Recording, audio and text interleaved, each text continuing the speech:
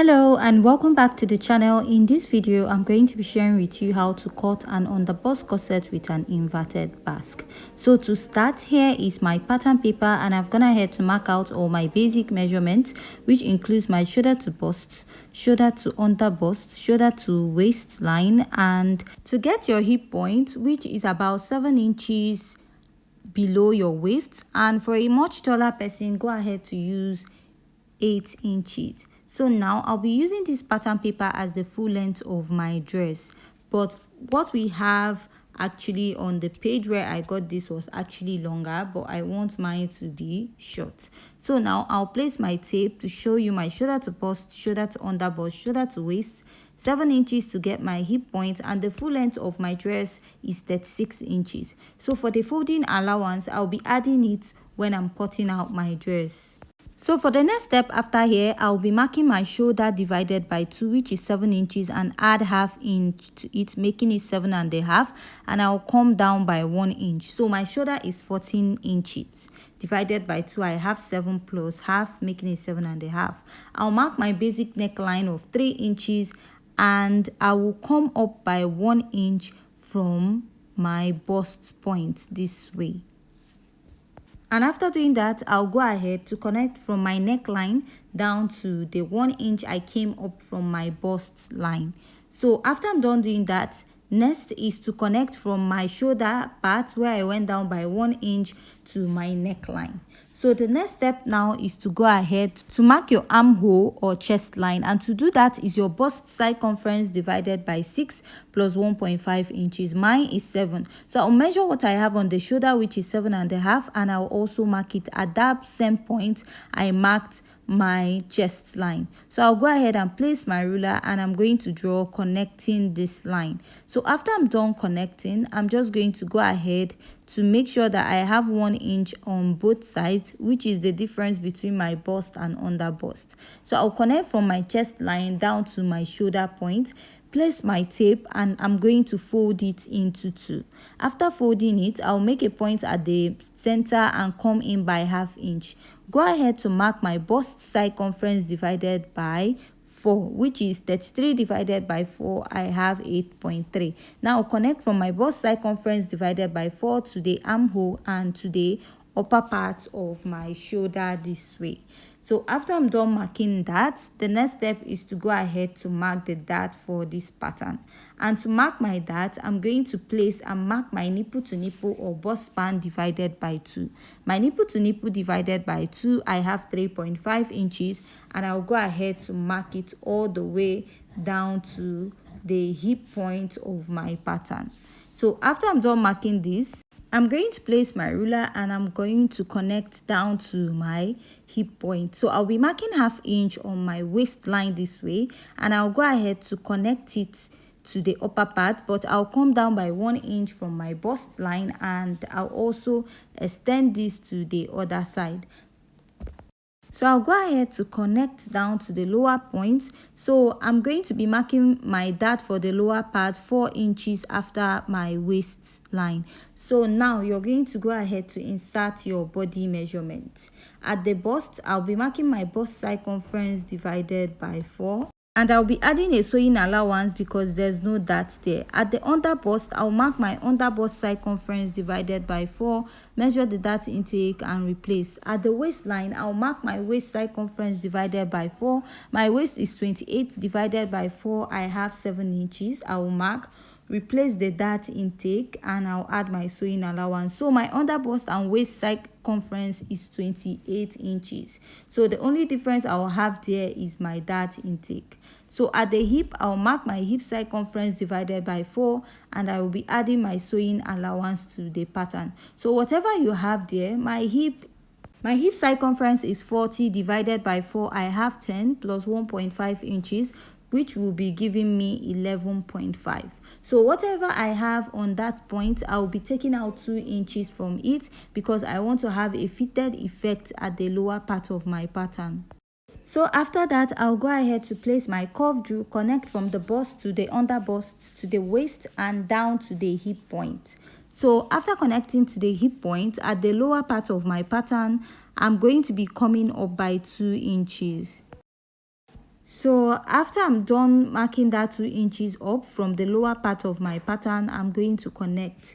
This is to make sure that I have a fitted effect, just like I said earlier, and I'll connect it all the way down. So next, I'm going to be using this pattern to cut out the back pattern of my dress, but before doing that, I'll just go ahead to cut this out. So if you have any question regarding this tutorial, please don't forget to leave it at the comment section, and if you haven't yet subscribed, please hit on the subscribe button, give this video a thumbs up, and also subscribe to my second YouTube channel, which is Draft with Maki. So after I'm done cutting this out, I'll be using it to draft the back pattern. Now for the back pattern, I went ahead to mark a zipper allowance of 1.5 inches in front. So you can also use 2 inches in front for your zipper allowance. It totally depends on you. So I'll take my front pattern and I will place, then go ahead to pin the 2 patterns together. So I'll just be making marks where I have the bust, under bust, waist and hip. So in case you want to also create the effect we have on the front at the back pattern, this will be very useful. So after that, I went ahead to pin up my pattern this way, and the next thing after doing that is just to trace out the shape I have at the back. So for the neckline, you're going to just leave it that way because you're going to use a basic neckline for the back pattern. But if you also like yours to be a bit stylish, you can go ahead to use the V neckline which we have in front of the pattern. So after cutting this, I'm going to get rid of the bulginess at the back of the dress. So I'll go in by 1/2 inch at my waistline, place my curve drew, and I'll connect upwards and also connect to the lower part this way. So after that, I'll just go ahead to cut this out. So I'm done with my back pattern, and I'm going to just go ahead to unpin this and alter the neckline. So for the neckline of the back pattern, I'll be using a basic neckline of 3 by 1.5 inches. So I'll mark 3 inches, come down by 1.5 inches. So this started immediately after the zipper allowance. Please take note, and I'll go ahead to cut this out. So this is my basic back pattern. You can just go ahead to create the effect you have at the front also. So here is my front pattern. So when I was actually cutting this pattern, I didn't realize that my camera was not recording, but so I will be explaining to you how I arrived at this point. So now I went down by 1/2 inch from my neckline in front, and from there I placed my curve drew this way, and I connected to the underbust of my pattern. And after connecting to the underbust, I connected it straight down to the end of my pattern. From the waistline, I measured about 4 inches down, which is not a constant. You can use 3.5 or 5, it totally depends on you. And from the hip point, I went down by 1.5 inches and I went ahead to connect. So now you can also go ahead to use 2 inches at the lower part. So after connecting this, I'm just going to go ahead to cut out my pattern. So if the explanation was not clear, please leave your question at the comment section also.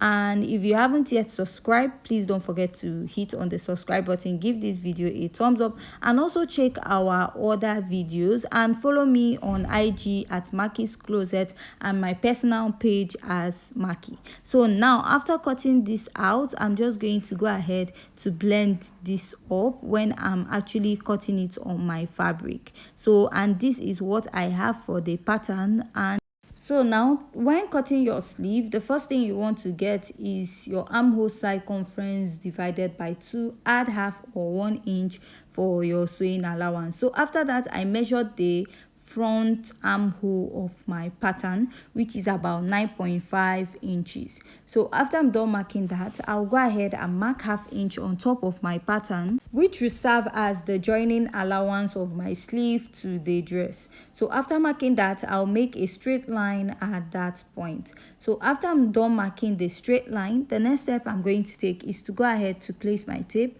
and I'm going to find my shoulder to elbow point. My shoulder to elbow point is about 13 inches away from the shoulder, and for this sleeve I'll be using 23 inches as my full length. So I'll just go ahead and make a straight line at those points this way.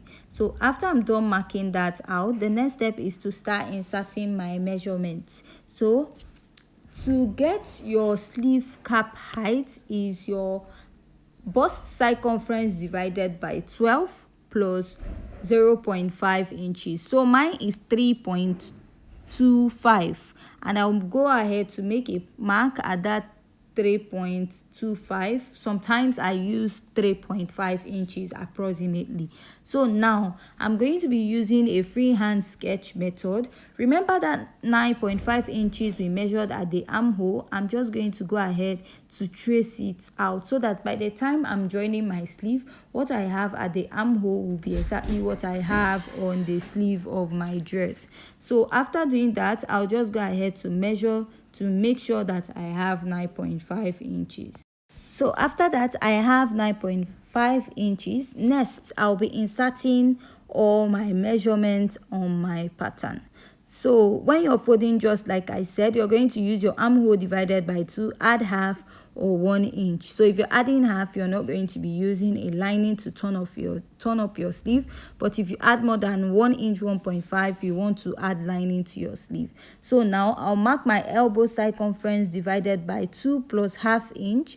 And at this point, I will not use my exact wrist measurement because we are trying to create like a flare effect at the lower part. So I'll just go ahead to connect my sleeve this way, and at this point I'll just go in a little, and from this point and I will slant it to the end just this way. So after that, I'll just go ahead to cut out my sleeve. So if you have any question, please leave it at the comment section. Please don't forget to also follow me on Instagram at Maki's Closet and on my personal page as Maki's Sweet.